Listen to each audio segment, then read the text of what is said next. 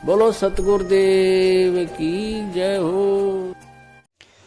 अब जो हरियाणा के कुरुक्षेत्र में सतलोक आश्रम मैनेजमेंट हरियाणा ने अपना जो 5 एकड़ में फर्जी आश्रम खोल रखा है पुरुषोत्तम सैनी के द्वारा, और जहां पे 6 से 8 3 दिन का पाठ प्रकाश रखा गया पूज्य गुरुदेव जी के जन्मदिन के उपलक्ष्य में, जबकि होना चाहिए था वो प्रकट दिवस, वहां पे देसी घी में बूंदियां उतारी गई लेकिन संगत को नहीं बुलाया गया। तो दास ने आज से पहले ही उसका खुलासा कर दिया था कि वो कितनी बड़ी साजिश है इन लोगों की। और साजिश क्या है पुण्यात्माओं? संगत को ठगने की। संगत को ठगने की। कैसे? अब वही प्रसाद इस भारत देश के प्रत्येक फर्जी नामदान केंद्र पे भेजा जाएगा, थैलियों में पैक कर करके आधा किलो या पाव या 1 किलो के रूप में हर नामदान केंद्र पे भेजा जा चुका है।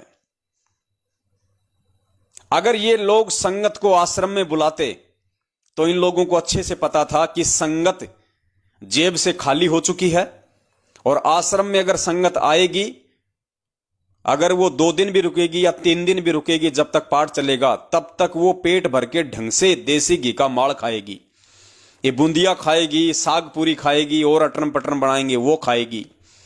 और 3 दिन में ये लोग जितना हमारा नुकसान कर देंगे खा खा के, जाते समय ये लोग उतना पैसा दे के नहीं जाने वाले, क्योंकि कुछ तो इनकी जेब खाली हो चुकी है, और कुछ इस पवन दास के वीडियो ने इन लोगों को इतना ज्ञान आधारी बना दिया है कि ये हमारे साथ में शरीर रूप से तो जुड़े हैं लेकिन पैसा नहीं निकालते हैं, माया नहीं डालते हैं इन दान पेटियों में।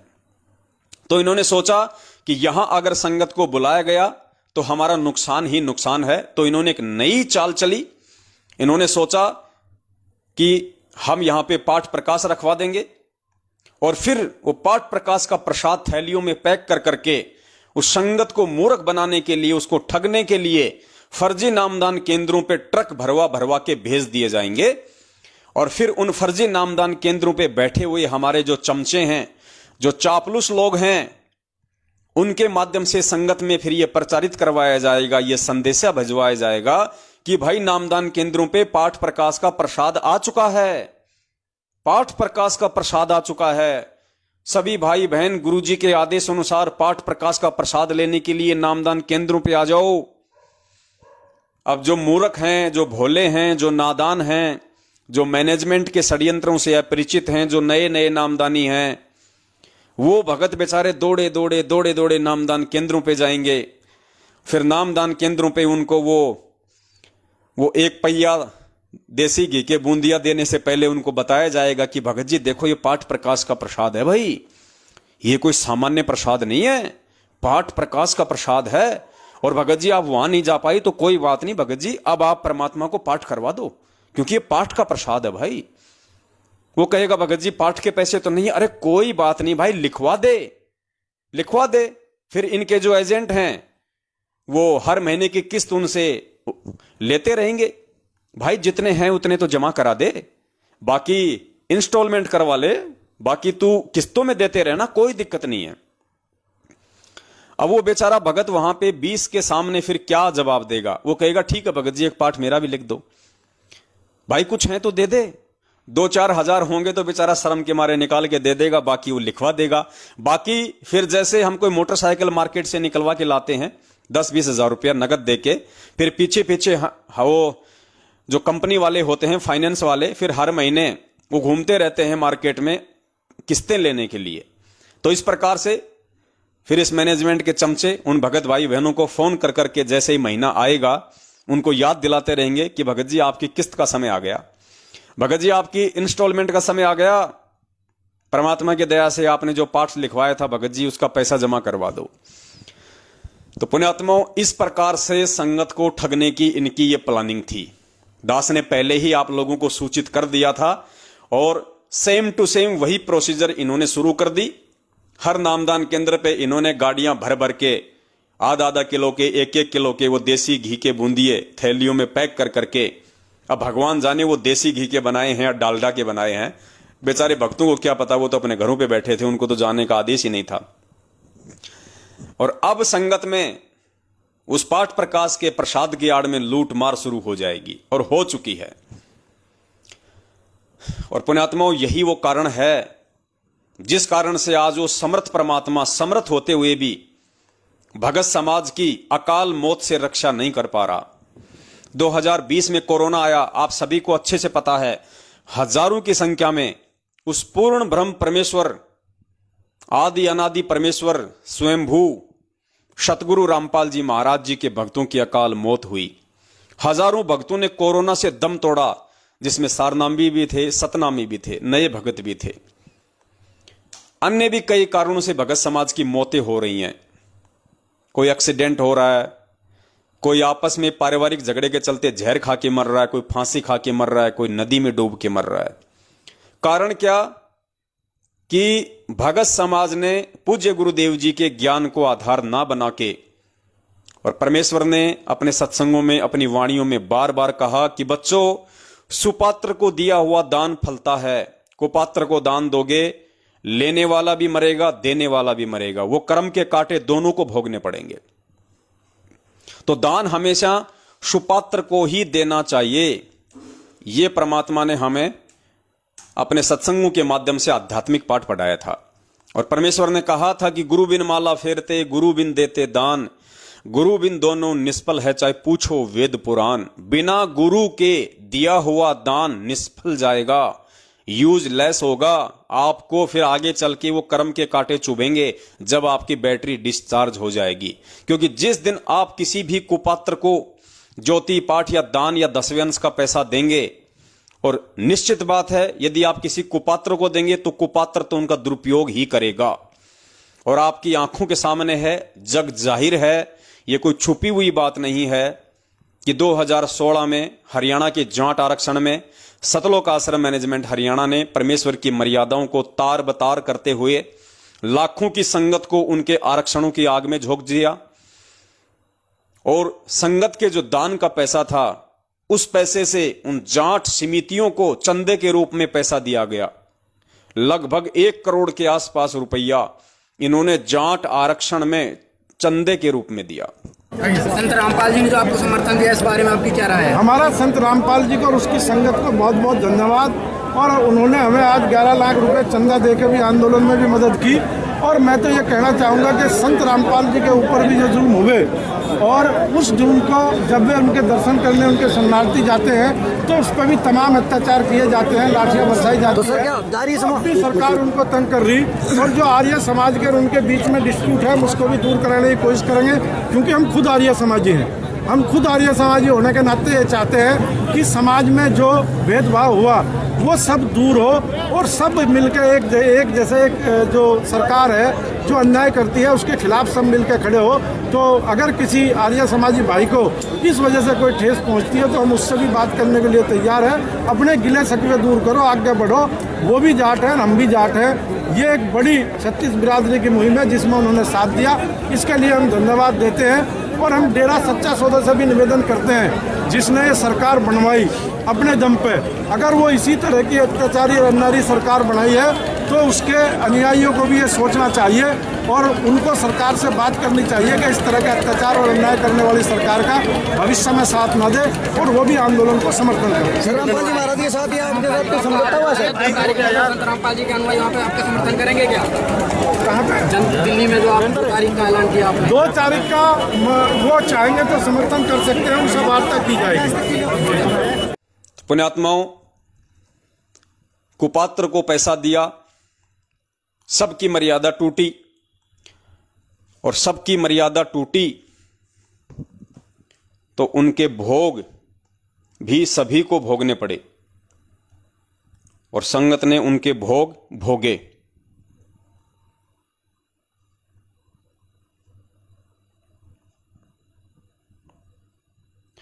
हम लोगों ने उस समय भी संगत को काफी सचेत किया था कि भाई इनके चक्रों में मत आओ, ये आप लोगों से परमात्मा की मर्यादा तोड़वा रहे हैं। जो लोग समझ गए थे, जो मान गए थे, वो बच गए, और जो लोग उस समय हमारी बातों पे ज्यादा विचार नहीं कर पाए, वो लोग आज पछता रहे हैं। आज वही सबसे ज्यादा दुखी हैं, परेशान है।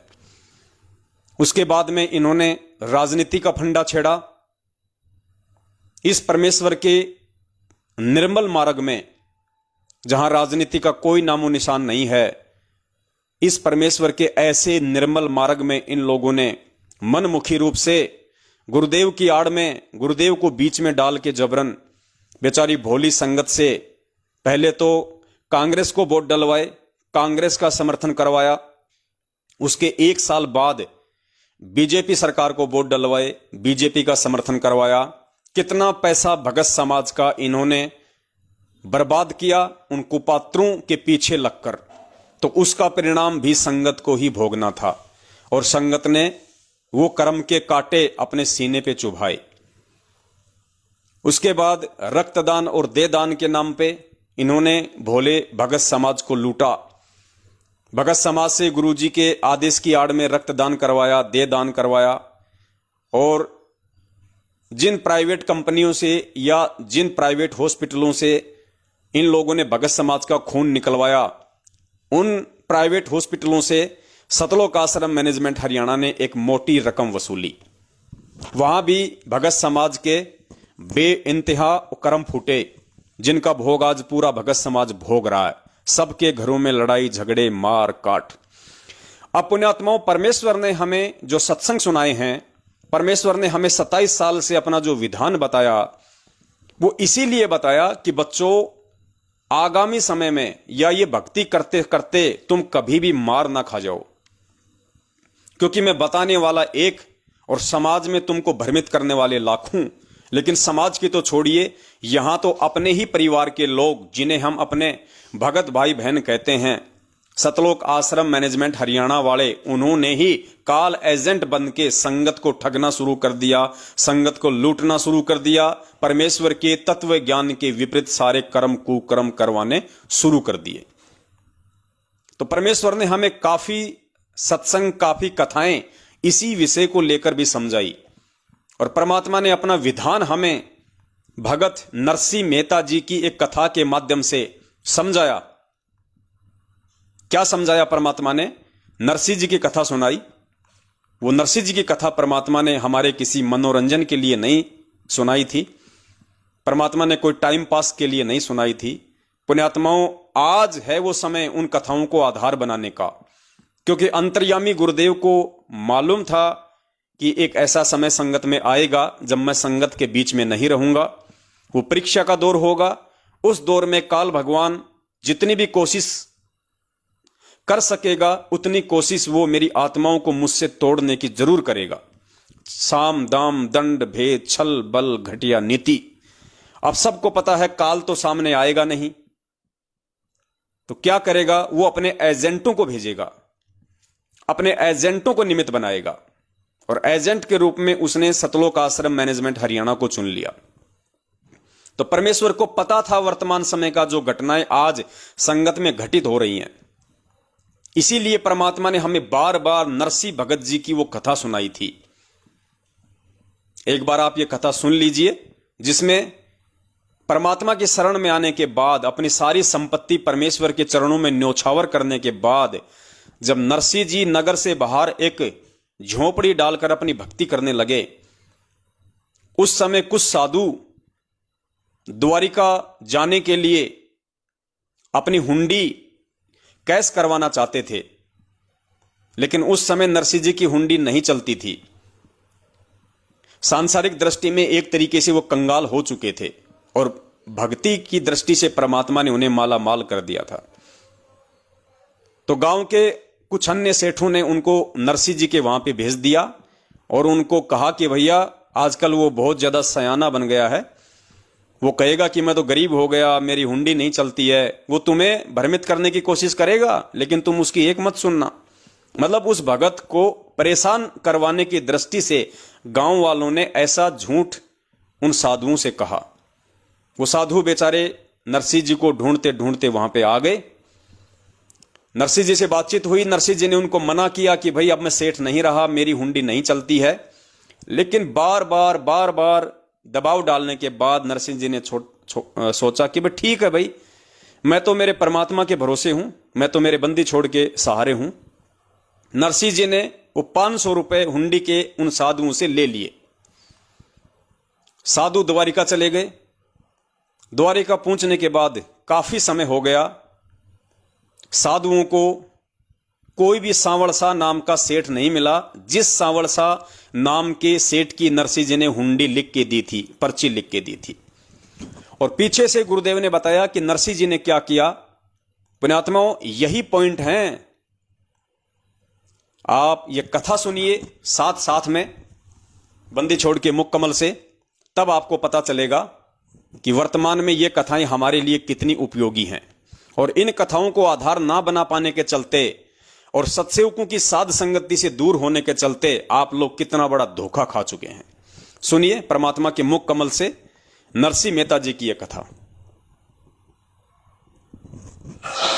फिर क्या होता कि एक दिन नरसिंह जब बैठा था अपनी कुटिया में, झोपड़ी में, 4 साधु संत द्वारका जाने के लिए भगवान के उस द्वारका को देखने की इच्छा करके आगे। और पहले नरसिंह के वो ड्राफ्ट चला करते थे, हुंडी चला करती थी। अब वो पहले भी 1-2 बार हुंडी बनवा कर गए थे। अब गांव में जाकर नगर में पता किया भी नरसिंह जी कहाँ हैं। वो गांव वाले ने बताया कि वो तो भाई बाहर बैठे हैं। क्या काम है कि एक हुंडी बनवानी थी। गांव वालों ने मजाक कर दिया, कहने लगा भाई वो नरसिंह एक बकवाद करता है, अब वो जल्दी सी हुंडी नहीं बनाता, उसको वो कहेगा मैं कंगाल हो गया हूँ, मजाक करता आजकल वो। और ज्यादा जोर दोगे ना जो बनाओगे ना तो बनाता नहीं। कहाँ है कि वो बाहर झोपड़ी में बैठा है, वहां चला गया। चारों के चारों वो भक्त आत्मा जो तीर्थ यात्रा पर आए हुए थे, उन्हें सोचिए 500 रुपए हमारे पास है, रास्ते में कोई छीन ना लेवे, हुंडी बनवा ले, चलते हैं द्वारका में, किसी सेठ से ले लेंगे। अब नरसिंह के पास गए, नरसिंह से वो 500 रुपए रख दिए और कहा सेठ जी हमारी हुंडी बना दे।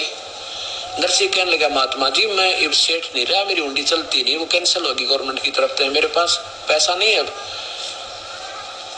तो चारों महात्मा कहने लगे भाई बिल्कुल ठीक कहते, गांव वाले तो बकवाद करने लग गए हैं, तेरे शर्म नहीं आती महात्माओं के साथ ऐसा व्यवहार करता है, तुझे पाप लगेगा। हम पैसे दे रहे हैं, कोई मुफ्त हो रहे बना रहे तेरे से। अब नरसिंह ने सोचा भी ये मानना नहीं, और संत से ना जाने इनकी आत्मा दुखी होगी, बताए क्या करूं। गांव वाले ने दिन के साथ उनको बहका दिया, मजाक कर दिया। उसी समय साक्षी रख के अपने परमेश्वर को, क्योंकि वो श्री कृष्ण के पुजारी थे, सांवल साहा, सांवला सेठ, सांवल यानी सांवरिया, भगवान श्री कृष्ण के नाम सांवल शाह लिख के कि भगवान श्री कृष्ण के नाम में अपने एक हुंडी लिखता हूँ, ये दास की हुंडी स्वीकार हो, इनको भुगतान किया जावे, आपकी अमानत मेरे पास है। 500 रुपये ले लिए और वो कागज बना के दे दिया, अब ले जाओ सेठ महात्मा जी। वो चल पड़े। पीछे से सेठ ने क्या किया, उन 500 रुपए का एक भंडारे का सामान, घी, चावल, खीर, दूध, दाद बनाकर और भंडारा कर दिया। 500 की रोटी खिला दी। अब 500 रुपए बहुत होते थे, 50,000 के करीब हो जाए आजकल के, पूरा भंडारा कर दिया। अब वो चारों महात्मा पहुंच गए कहाँ, द्वारका में। वहां जाकर पूछा भाई कोई सावड़ नाम का सेठ है। वो सेठ जिसकी हुंडी चला करती उसके पास गए, वो एक सेठ हुंडी उसकी चलती, उससे पूछ लो। उसने देखा, कहने लगे ये तो नरसिंह की बनाई हुंडी है क्या, ये नहीं चलती इसकी, अब ये तो कंगाल हो गया, दुनिया को ठगने लग गया, अब झूठी हुंडी बना के, ये तो दिवाला निकल गया इसका। तो सारी द्वारका में पूछ लिया, सांवल नाम का कोई सेठ हो, कोई नहीं पाया। और सब मजाक करने को, नरसिंह तो ठगन लग गया दुनिया को, अब उसकी हुंडी नहीं चलती, उसका ड्राफ्ट नहीं चलता। अब चारों महात्मा जाके एकांत में बैठ के नगर तो बार भाई के बना बता, वो तो मना करे था बेचारा, हमने सिर में दर्द कर दिया उसके, गले पीछे पड़ गए, किसी के कहने सुनता है। उनको ये भी विश्वास था कि वो नेक आत्मा है, हमारे पैसे जो के तो पाओगे, पर ये तो हम दिक्कत होगी यहाँ पे। इतना सोच ही रहे थे कि उधर नरसिंह जी की दिव्य दृष्टि काम करने लगी, ब्रह्म पिता की दया से। उसने देखा कि परमात्मा ने आके उनको महाराज संतों को पैसे दिए कि नहीं दिए, देखा तो उनको पैसे नहीं मिले और मायूस हुए बैठे। अपनी पत्नी से कहा नरसिंह जी ने कि तूने जो सामान लाए थे हम 500 रुपए का, वो सारा वितरित हो गया या कुछ बकाया है? लगी जी, थोड़ा सा आटा बचा है। सत्साई पुण्यात्माओं, यहां पे विशेष गौर करने की आवश्यकता है। यही वो पॉइंट है जिस पॉइंट के लिए सतगुरुदेव जी ने असंख्यों बार हमारे को नरसिंह जी की एक कथा सुनाई। नरसिंह जी ने उन साधुओं से 500 रुपए ले लिए और उनको हुंडी बना के दे दी। हुंडी का मतलब होता है ड्राफ्ट। एक कागज के ऊपर उन्होंने पेन से या जो भी था उस समय वो कलम वगैरह, उस कागज के ऊपर उन्होंने लिख दिया कि मैं नरसिंह और मैंने इन साधुओं से 500 रुपए यहां पे ले लिए हैं, और उन्होंने परमात्मा के नाम पे हुंडी बनाई, सांवल शाह सेठ के नाम पे। सांवल शाह सेठ का नाम लिख दिया कि महाराज जी आपने मुझे 500 रुपए दे दिए, अब आप ये पर्ची वहां ले जाओ द्वारिका में, और सांवल शाह नाम का आपको वहां पे सेठ मिलेगा, किसी से भी पूछ लेना, वो सेठ जी आपको वहां पे 500 रुपए नगद दे देंगे। साधु वहां पे चले गए, लेकिन उनको कहीं भी कोई सांवल शाह नाम का सेठ नहीं मिला। और पीछे से पुण्यात्माओं नरसिंह जी ने क्या किया, उनके 500 रुपयों का ऐसे की ऐसे राशन ले आया और 500 रुपए का भंडारा साधु संतों को करवा दिया।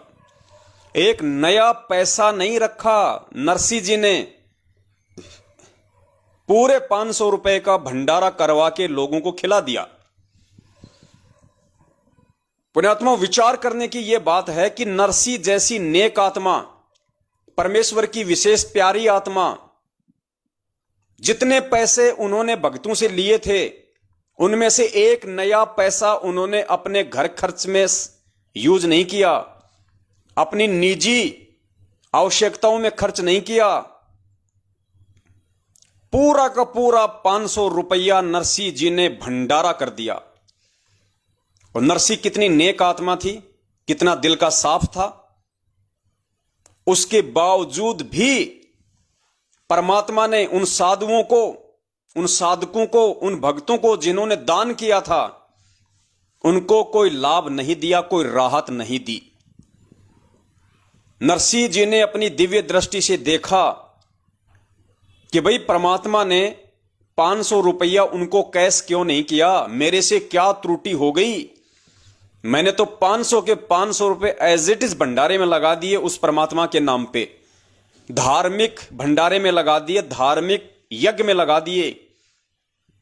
मैंने तो एक पैसे का भी दुरुपयोग नहीं किया, फिर भी ऐसी क्या और त्रुटि रह गई कि परमेश्वर ने उस भंडारे के बदले उन भक्तों को 500 रुपए नहीं दिए, और वो बेचारे दुखी हो रहे हैं, वो परेशान हो रहे हैं।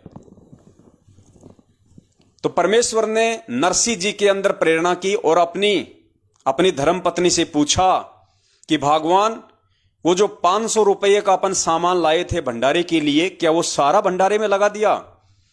तो उनकी पत्नी ने कहा कि हां जी, पूरा का पूरा लगा दिया, कुछ बचा तो नहीं। तो उनकी धर्मपत्नी ने कहा कि जी और तो कुछ नहीं बचा, लेकिन जो सूखा आटा था, थोड़ा बहुत जो सूखा आटा माता बहनें निकाल लेती हैं रोटियां बेलने के लिए, पूरियां वगैरह बेलने के लिए, 100 ग्राम या 200 ग्राम होता है। उन्होंने कहा कि खाली वो सूखा आटा बचा हुआ है थोड़ा सा। पुण्यात्माओं, नरसिंह जी ने वो आटा जानबूझ के नहीं रखा था, वो अनजाने की गलती थी। नरसिंह जी का कोई प्रयोजन नहीं था कि वो सूखा आटा मैं रखूं या बाद में मैं अपने काम में ले लूं, ऐसा कुछ नहीं था, वो अनजाने की गलती थी। उसके बावजूद भी परमात्मा ने दान देने वाले भगत को दान का प्रतिफल नहीं दिया। तो नरसिंह जी ने कहा, रे भगवान, यही तो आंट अटक रही थी, अरे यही तो बात बिगड़ रही है। ये जो थोड़ा सा आटा जो बचा हुआ है, ये भी तो 500 रुपए के अंदर ही था। तो भगवान, जल्दी से जल्दी इसकी पानी पूनी लगा के इसकी चपाती बना और किसी साधु संतों को भोजन करवा, भंडारे में लगा। तो नरसिंह जी की पत्नी ने उसकी 4 चपाती बनाई, जो हम अन्नदेव की बड़ी आरती में रोज गाते हैं कि रोटी चार भारिया घाली, नरसी लाकी हुंडी झाली, सांवड़ सा सदा का साही, जाकी हुंडी तत्पर लही। जैसे ही नरसी जी ने अपनी पत्नी के द्वारा उस सूखे हुए आटे की पानी पूनी लगा के 4 चपाती बनवाई और साधुओं को 4 चपाती खिलाई, उसी समय परमात्मा ने तुरंत सांवड़ सा सेठ का रूप बना के और उन साधुओं को 500 रुपए बीच बाजार में सबके सामने गिनाए, यूं टका टक टका टक। सुनिए परमपिता परमेश्वर के मुख कमल से आगे। हमने सिर में दर्द कर दिया, उसके गले पीछे पड़ गई, किसी के कहने सुनता है। उनको यह भी विश्वास था कि वो नेक आत्मा है, हमारे पैसे जो के तो पाऊंगे, पर ये तो हम दिक्कत होगी यहाँ पे। इतना सोच ही रहे थे कि उधर नरसिंह जी की दिव्य दृष्टि काम करने लगी परम पिता की दया से। उसने देखा कि परमात्मा ने आके उनको महाराज संतों को पैसे दिए कि नहीं दिए। देखा तो उनको पैसे नहीं मिले और मायूस हुए बैठे। अपनी पत्नी से कहा नरसिंह जी ने कि तूने जो सामान लाए थे हम 500 रुपए का, वो सारा वितरित हो गया या कुछ बकाया है? लगी जी थोड़ा सा आटा बचा है। ऐसा होगा तो 2-4 रोटियां बन जा। और वो कौन सा बचा? वो पलोथन का। पलोथन क्या होता था? पहले रोटी बनाने के लिए एक बनाते थे गोल गोल सी लोई, और उसको सूखे आटे में लगा लगा कर रोटी बनाती थी। अब काफी भंडारा हुआ था, उसमें थोड़ा सा आटा बच गया, जिसमें 4 रोटियां बन जा। वो कहने लगे जी वो पलोथन यानी थोड़ा सा आटा बचा है 4 रोटियों के का, और तो सारा भंडारा लगा दिया। तो उसने कहा नरसिंह ने 4 रोटी बना। यह तो आटा लाग रही थी अभी तक, इसलिए भगवान प्रकट नहीं हो पा रहे थे। 4 रोटियां का आटा नरसिंह जी ने क्या कहा अपनी पत्नी से कि यही तो आंट लग रही थी, यही तो आंट लग रही थी कि 500 के 500 रुपए पूरे भंडारे में नहीं लगे, पूरे भगवान की सेवा में नहीं लगे, यही तो आंट लग रही थी। और जैसे ही नरसिंह जी ने वो बचे हुए आटे की चपाती बना के साधुओं को खिलाई। रोटी बनाने के लिए बनाते थे गोल गोल सी लोई, और उसको सूखे आटे में लगा लगा कर रोटी बनाती थी। अब काफी भंडारा हुआ था, उसमें थोड़ा सा आटा बच गया, जिसमें 4 रोटियां बन जा। वो कहने लगे जी वो पलोथन यानी थोड़ा सा आटा बचा है 4 रोटियों के का, और तो सारा भंडारा लगा दिया। तो उसने कहा नरसिंह ने 4 रोटी बना। यह तो आंट लाग रही थी अभी तक, इसलिए भगवान प्रकट नहीं हो पा रहे थे। 4 रोटियां का आटे की रोटी बनाकर वही परमात्मा वहां एक रास्ते चलते का रूप बनाकर आके कहा भगवाई राह चलता हूं, मुझे भूख लगी है।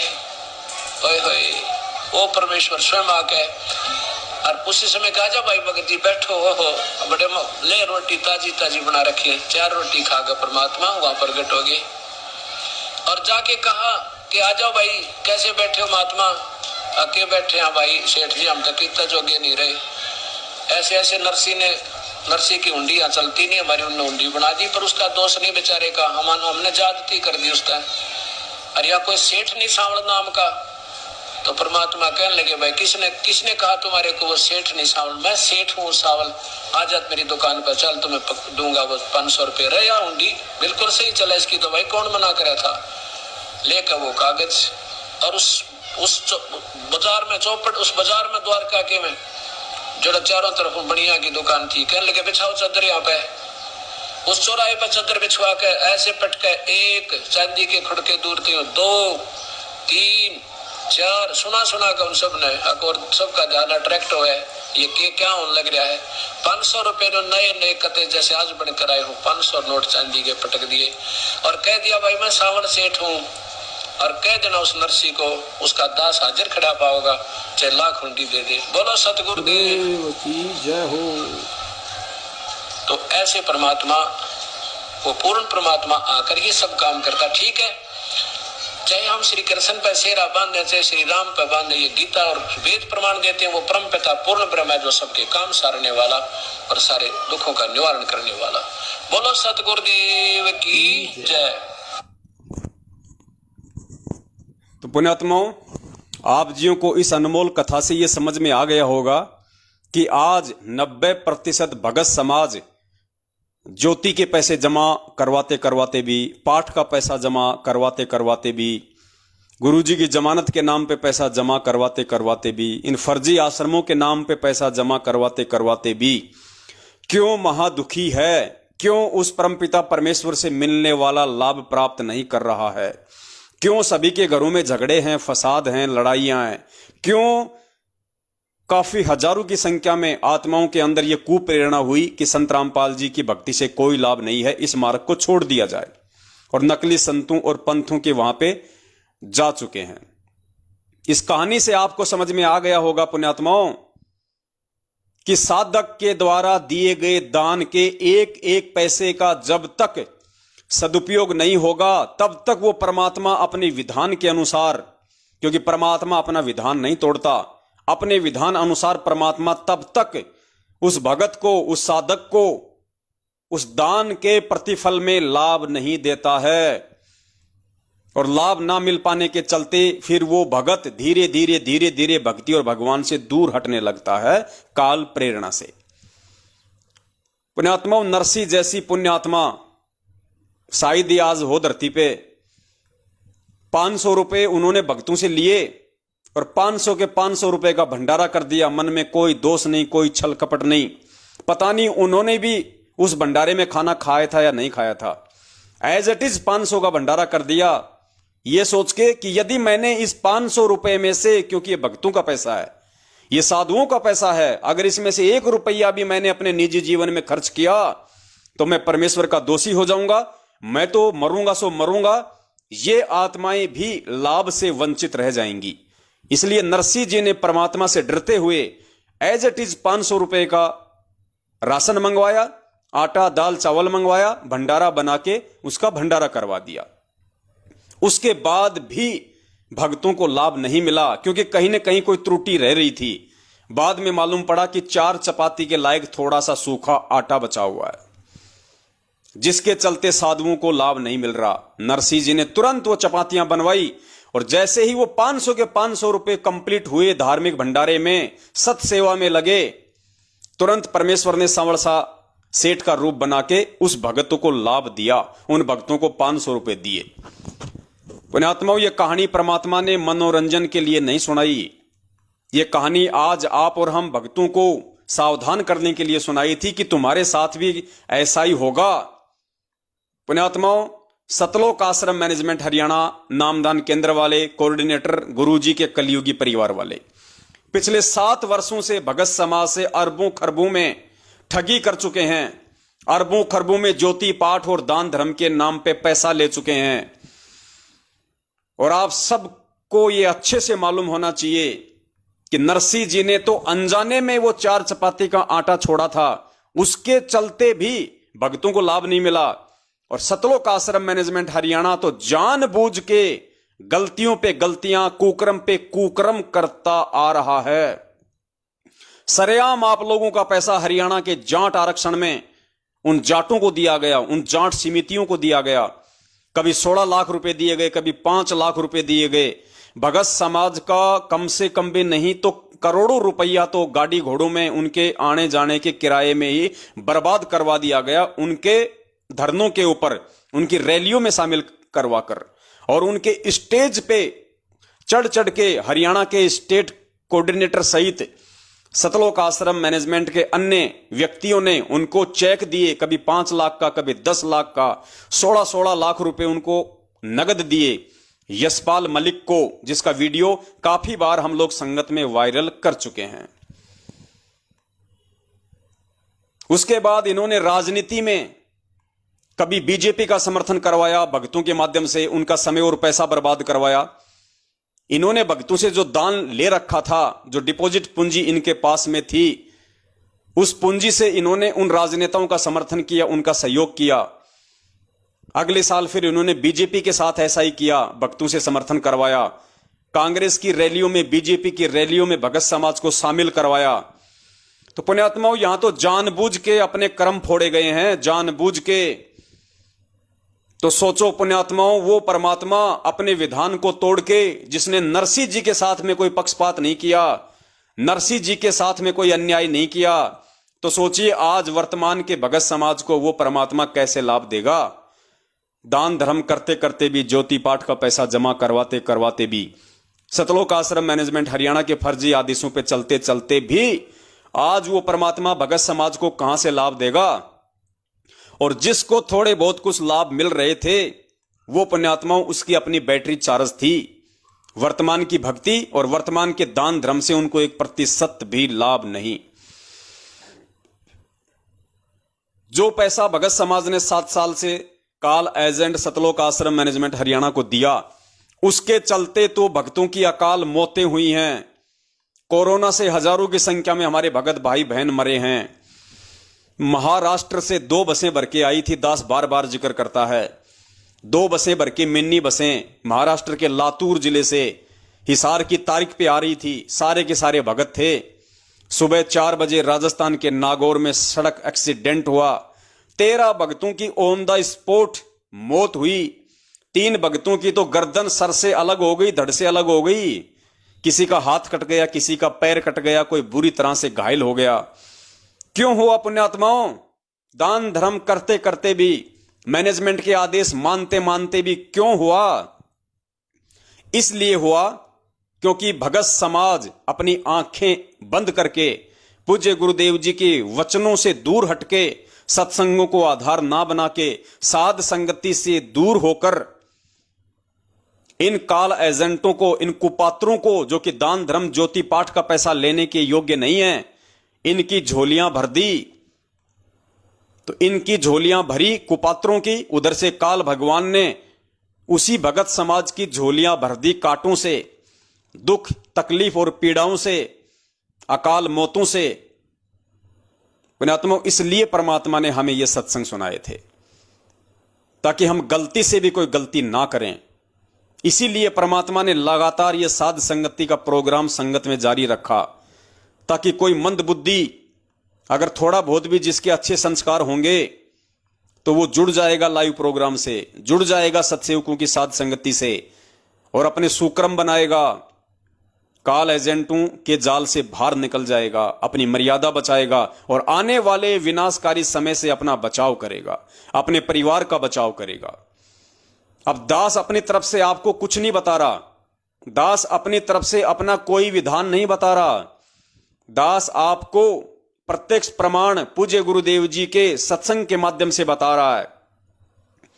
इसमें कोई मीन मेख हो तो आपका जूता और मेरा सिर, लेकिन कोई मीन मेख निकाल के तो बताए। और इस बात को भी यदि कोई स्वीकार ना करे और उल्टा हम सत्सेवकों को ही दोष दे, उससे बड़ी वो कृत घनी आत्मा फिर कोई नहीं। उन आत्माओं का आने वाले विनाशकारी समय में नुकसान होना निश्चित है, कोई बचा नहीं सकता उन्हें। नमस्कार, वन इंडिया हिंदी में आपका स्वागत है। राजस्थान के नागौर में शनिवार तड़के बड़ा हादसा हो गया। नागौर के कुचामन सिटी के पास 2 मिनी बसें बेकाबू होकर पेड़ से टकरा गई। इस हादसे में 12 लोगों की मौत हो गई, जबकि दर्जन भर लोग घायल हैं। घायलों को स्थानीय अस्पताल में भर्ती कराया गया है। पुलिस के मुताबिक महाराष्ट्र के लातूर और सोलापुर के लोग 2 मिनी बस में सवार होकर हरियाणा के हिसार जा रहे थे। बस किशनगढ़ हनुमानगढ़ मेगा हाईवे से कुचामन सिटी के पास से गुजर रही थी, तभी सामने लावारिस गौवंश आ गए। इन्हें बचाने की कोशिश में एक मिनी बस बेकाबू हो गई और सड़क किनारे खिजड़ी के पेड़ से जा टकराई। उसके पीछे चल रही बस भी बेकाबू हो गई और पेड़ से टकरा गई। वहीं इस दर्दनाक हादसे में एक बच्ची और 4 महिलाओं समेत 12 लोगों की मौत हो गई। वहीं दोनों बसों में सवार यात्रियों में से 10 लोग घायल हैं, जिनमें से 6 की हालत बेहद गंभीर बताई जा रही है। फिलहाल इस खबर में इतना ही। तमाम अपडेट्स के लिए बने रहिए वन इंडिया हिंदी के साथ। इसके बाद पुण्यात्माओं, आपको पूज्य गुरुदेव जी का एक और सत्संग सुनाते हैं। जिस समय गुरुजी सतलोक आश्रम बरवाला में थे, उस समय भी परमात्मा ने संकेत ही संकेतों में कई बार जिक्र किया सतलोक आश्रम मैनेजमेंट हरियाणा की मनमानियों का। सतलोक आश्रम मैनेजमेंट हरियाणा के द्वारा आश्रम में भक्तों के दान के दुरुपयोग का कई बार परमात्मा ने सत्संगों में जिक्र किया सबके सामने। लेकिन उस समय हम मंद बुद्धि थे, हम परमेश्वर के उन वचनों को नहीं समझ पाए। क्योंकि गुरुदेव के रहते सहते भी यदि भक्तों के साथ में कोई अप्रिय घटना घटित हो रही थी, गुरुदेव के आश्रम में रहते सहते भी यदि कोई भगत दुखी था, परेशान था, उसका भी यही कारण था कि उसके द्वारा जो दान दिया जाता था, उस दान का सतलोक आश्रम मैनेजमेंट हरियाणा वालों के द्वारा गुरुजी के बेटा बेटी भाई बंधु रिश्तेदार जवाई के द्वारा दुरुपयोग किया जाता था आश्रम में उस पैसे का। परमेश्वर अंतर्यामी थे, उनको भली भांति मालूम था इस बात का कि कौन अपनी जेबें भर भर के आश्रम से बाहर लेके जाता है। बलजीत लहरी के पुत्र अनिल लहरी को मेन गेट पर कई बार आश्रम की दान पेटियों से चोरी करके जाते हुए उसको पकड़ा गया, उसको गुरुदेव के सामने पेश किया गया, उसको पेश किया गया। नहीं बेटा उधर जाओ, तुम बंद कर दो। उसको पेश किया गया पूज्य गुरुदेव जी के समक्ष। परमात्मा ने कई बार उसको आश्रम से बाहर निकाला। ऐसे ही एक बार उस बलजीत का पिता कुछ पैसे लेके, तकरीबन 8 या 10 लाख बताते हैं भगत, गुरुदेव के पास गया। गुरुदेव ने कहा कि बेटा ये क्या है? तो बलजीत ने कहा जी वो लड़का जो अनिल है जी, उसने थोड़ी बहुत कुछ हेरा फेरी। तो परमात्मा ने कहा कि बेटा ये 10 लाख क्या दिखा रहा है मुझे, तेरे से तो करोड़ों में हिसाब करना है, करोड़ों में। ये 5-10 लाख रुपए क्या दिखा रहा है मुझे, तुम्हारे से तो करोड़ों में हिसाब करना है। पुण्यात्माओं, इस कदर गुरु को मानुष मानकर सतलोक आश्रम बरवाला में संगत के द्वारा जो उनके अपने समझे जाते थे, बेटा बेटी भाई बंधु रिश्तेदार जवाई स्टेट कोऑर्डिनेटर, इतनी गफलतबाजियां आश्रम में किया करते थे ये। और एक खाली दान धर्म को लेके नहीं, हर प्रकार की माता बहनों के साथ भी अभद्र व्यवहार, अश्लील हरकतें ये लोग सतलोक आश्रम बरवाला में किया करते थे। भक्तों के साथ मारपीट तो आम बात थी। नेपाल के भक्तों को अच्छे से पता होगा, उन्होंने तो पूज्य गुरुदेव को स्पेशल एक लेटर भी लिख के दिया था। एक नेपाल के भगत को नंगा करके हॉल में ले जाके उसको सरियों से मारा। उसके बाद नेपाल के भक्तों ने गुरुदेव को चिट्ठी लिखी और गुरुदेव ने उस चिट्ठी के जवाब में लिख के दिया, जिन भक्तों ने वो घटिया हरकतें की थी कि नालायकों, यहां आने वाली आत्माएं उस परमेश्वर की विशेष आत्माएं हैं। उन आत्माओं के साथ ऐसा अभद्र व्यवहार करोगे तो परमेश्वर दुखी हो जाएगा, और परमेश्वर दुखी हो जाएगा तो तुम कहीं के नहीं रहोगे। पुण्यात्माओं, इन तमाम घटनाओं के चलते ही ये बरवाला कांड हुआ, काल भगवान का दाव लगा। इन्होंने उस आश्रम को इतना दूषित कर दिया था, इतना गंदा कर दिया था अपनी घटिया और अश्लील हरकतों के चलते। इसलिए उस परमेश्वर ने भी, जब काल भगवान ने वहां पे आंधी चलाई तो उस परमेश्वर ने भी कोई रोका टोकी नहीं की। परमेश्वर भी यही चाहते थे कि इन दुष्टों को इसी प्रकार से समझ में आएगी।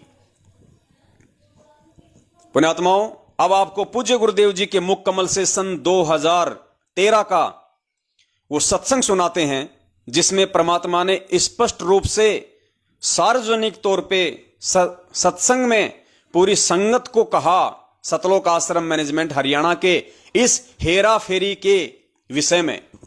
और ये छोटी बात नहीं है पुण्यात्माओं, गुरुजी सत्संग करते समय पूरी संगत के सामने यदि ये कह रहे हैं कि यहां जो सेवादार हैं वो भी इन भक्तों के दान में हेरा फेरी कर देते हैं, इनको ऐसा नहीं करना चाहिए, तो ये कितनी बड़ी बात है। यानी परमेश्वर को संगत में कहना पड़ा, क्योंकि ये परमेश्वर की बातों को नहीं मानते थे, तवज्जो नहीं देते थे। सोचिए, गुरुदेव ने इनको कितनी बार चेताया होगा, आगाह किया होगा, लेकिन ये लोग नहीं माने, हेरा फेरी करने से बाज नहीं आए, अपने कुकर्मों से बाज नहीं आए। तो परमेश्वर ने संगत को इशारा करना पड़ा कि ये लोग तो नहीं सुधरने वाले हैं, कम से कम तुम लोग तो सोच समझ के यहां पे दान करो, सोच समझ के पैसा दो और मुझे दो डायरेक्ट। इसीलिए परमात्मा ने आश्रम की दीवारों पे मोटे मोटे अक्षरों में लिखवा रखा था कि ज्योति और पाठ का पैसा दर्शन करते समय सतगुरु देव जी के हाथ में देवें। और जितने भी भगत भाई बहन जो बरवाला आश्रम से जुड़े हुए हैं, उन सबको पता है कि ज्योति और पाठ का पैसा हम लोग पूज्य गुरुदेव जी के हाथ में ही दिया करते थे जब हम उनके दर्शनों के लिए जाते थे, जब गुरुजी हमें आशीर्वाद देते थे। क्योंकि ज्योति और पाठ का पैसा 500 और 1000 के नोटों में था। इसलिए अगर वो पैसा संगत यदि इन लोगों को देती या उन दान पेटियों में डालती तो ये लोग काउंटिंग करते समय, क्योंकि गुरुजी तो कोई बैठे नहीं रहेंगे 24 घंटे इनके दान पेटियों के पास, तो ये लोग हेरा फेरी किया करते थे। इसलिए परमात्मा ने दान देने वाले भगत को आने वाले समय में मुसीबतों से बचाने के लिए स्वयं ही पैसा लेना शुरू कर दिया था, क्योंकि ये लोग आश्रम में चोरियां करते थे।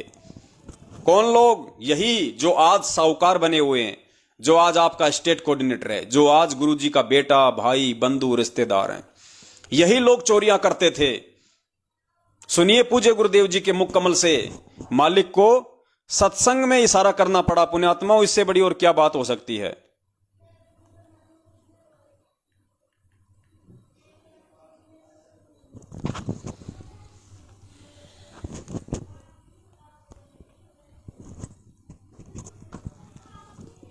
क्योंकि परमात्मा का विधान है, कहते हैं आप 1 रुपया दान करोगे 1000 देता दाता आपको। जो दान आप यहाँ करते हो वो आपका नहीं, वो तो भगवान का हो गया, आपका नहीं रहा।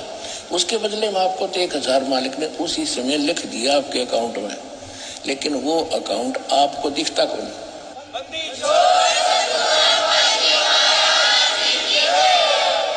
जो अकाउंट परमात्मा ने आपका खोल दिया दीक्षा लेने के बाद, वो बैंक अकाउंट सूक्ष्म है।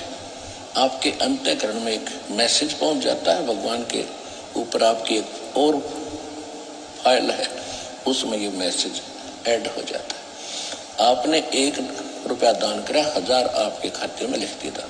तो जो पैसा आपका था वो यहाँ चढ़ाया हुआ पैसा आपका नहीं है, ये परमात्मा का हो गया।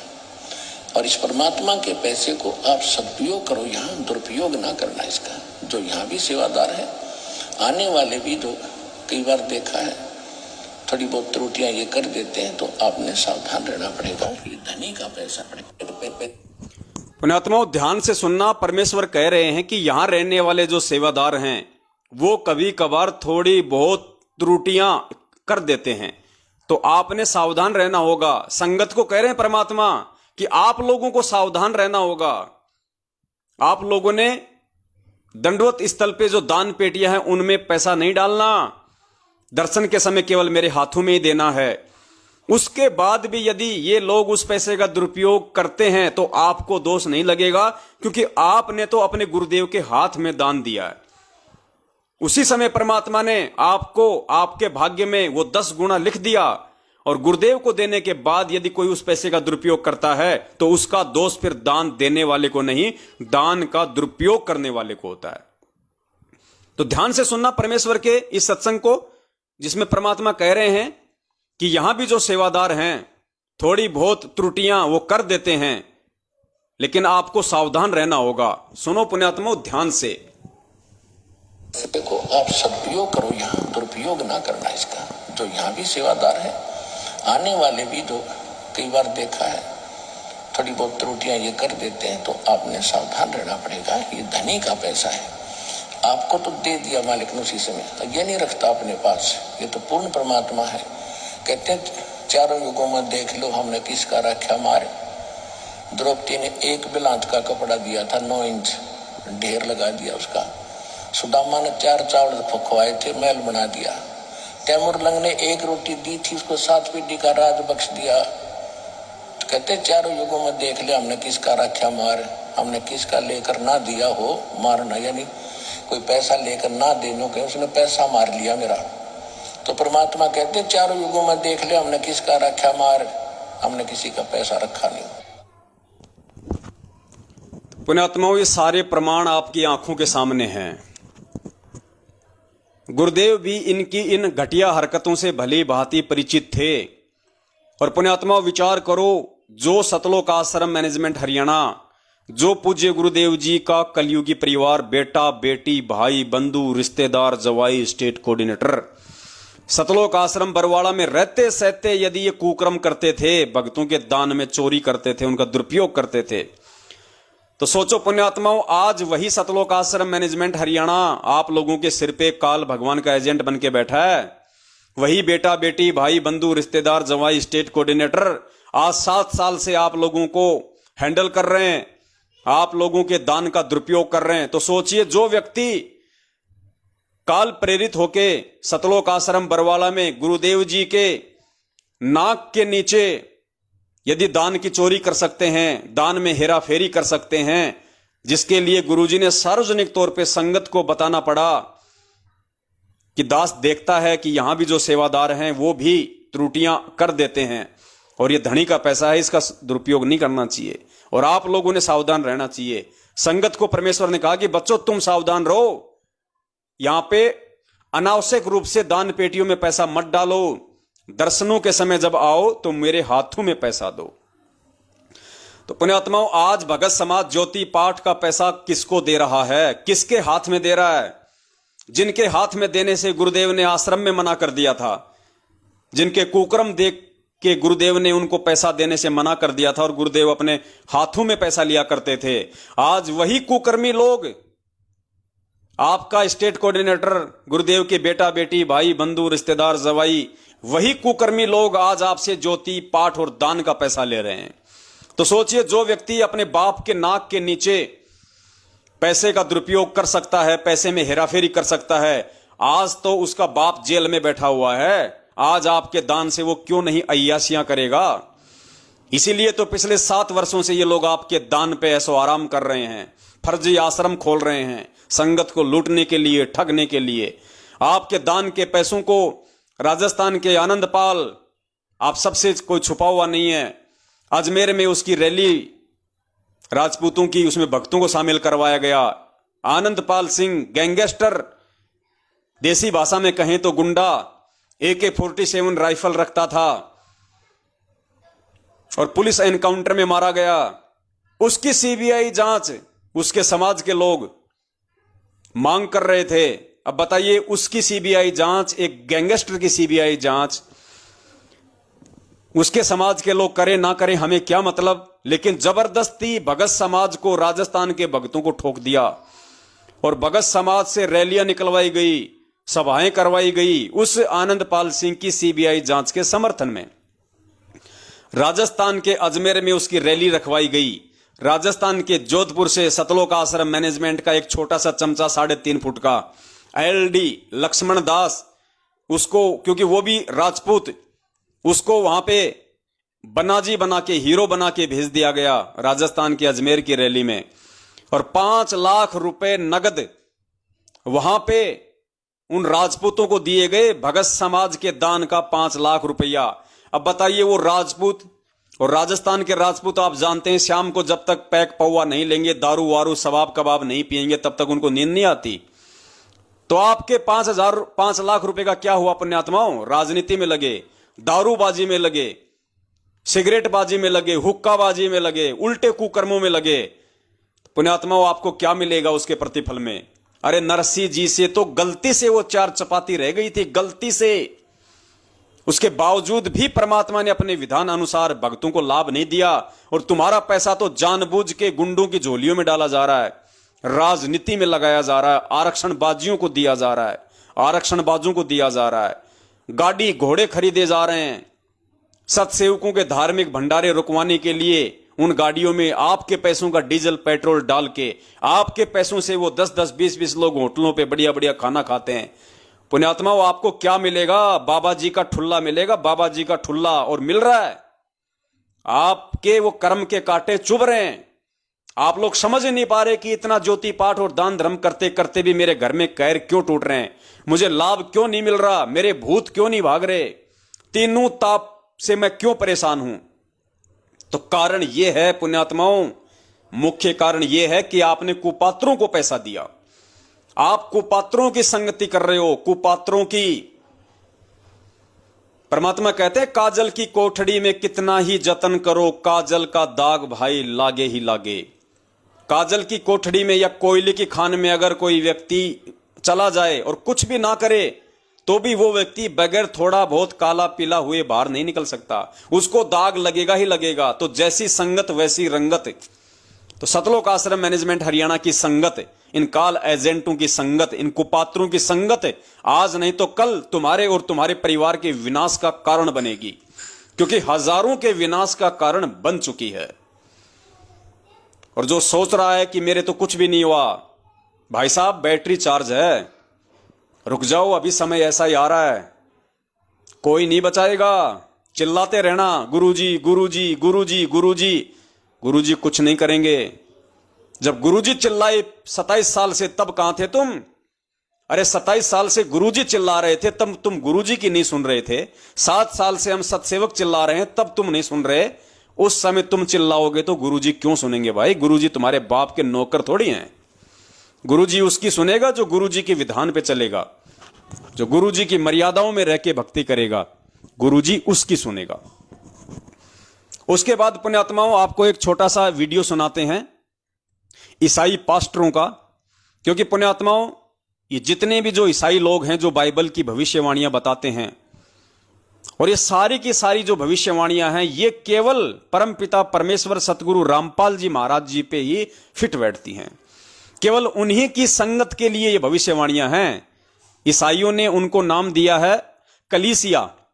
कलीसिया का मतलब होता है साध संगत। उनकी जो संगत है उसको कहते हैं कलीसिया। पुण्यात्माओं, ये बाइबल की जो भविष्यवाणियां हैं, जो आगामी समय के लिए बोल रखी हैं कि उस समय ऐसा होगा, उस समय ऐसा होगा। जैसा कि आपको पिछली बार एक वीडियो बना के दिखाया था कि भाई उस कलीसिया की 2 फांक हो जाएंगी, 2 टुकड़े हो जाएंगे। पूरा आपको एक विवरण दिया था, पूरा 3 घंटे का वीडियो बना के।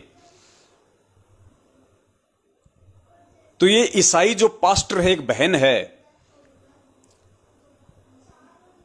इसके मुख से सुनिए आप बाइबल की भविष्यवाणी, जिसमें स्पष्ट है इस परमपिता परमेश्वर सतगुरु रामपाल जी महाराज जी की संगत के लिए इशारा किया हुआ है कि आगे चल के जो कलीसिया है, जो भगत समाज है, जो संगत है, वो 2 कारणों से नीचे गिरेगी। वो 2 कारणों से नीचे गिरेगी। अब ये ईसाई जो लोग हैं, इनके जो ग्रुप हैं, जो पास्टर हैं, ये तो फालतू की थाली पीटते हैं। ये भविष्यवाणियां उन लोगों के लिए नहीं है। ये भविष्यवाणियां उन लोगों पे उस समय फिट बैठेंगी जब ये गुरुजी की शरण में आ जाएंगे और गुरुजी की संगत का हिस्सा बनेंगे, तब इनको ये बातें समझ में आएंगी।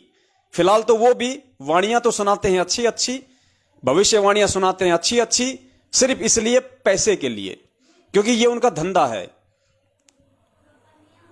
एक पास्टर बन जाना केवल अपनी रोजी रोटी का साधन है उन लोगों के लिए। तो ये जितनी भी भविष्यवाणियां जो ये सुनाते हैं, चाहे लेडीज हो चाहे जेंट्स हो, ये वर्तमान समय में जो परमपिता परमेश्वर सतगुरु रामपाल जी महाराज जी की जो संगत है उसके लिए है।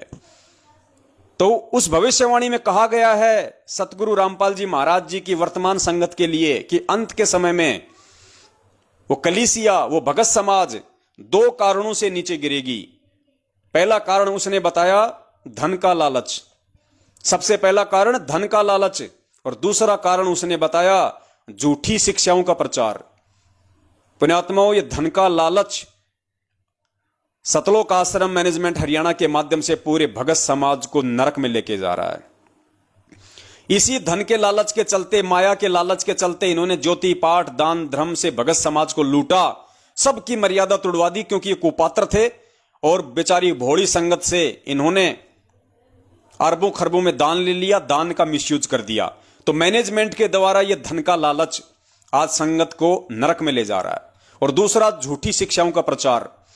इन्होंने झूठ का प्रचार किया, हर पीले पर्चे में इन्होंने झूठ का प्रचार किया। हर बार इन्होंने गुरुजी के आदेश की आड़ में एक नया झूठ संगत में निकाला, एक नया पीला पर्चा निकाला। राजनीति, झूठी शिक्षा, नाम गुरुजी का, आदेश गुरुजी का बता दिया, जबकि गुरुजी के सत्संग से, गुरुजी के विधान से राजनीति का कोई मेल नहीं। हमारा किसी से विरोध नहीं है। हम ना किसी राजनीति को इच्छा रखते हैं किसी राजनीतिक व्यक्ति से, ना राजनीति में हमारा हिस्सा है। हम एक धार्मिक संस्था चला रहे हैं और पूरे विश्व में जाएगा, इसको कोई रोक नहीं सकता। जैसे इस मार्ग का कोई विरोध करेगा, भगवान का मार्ग है।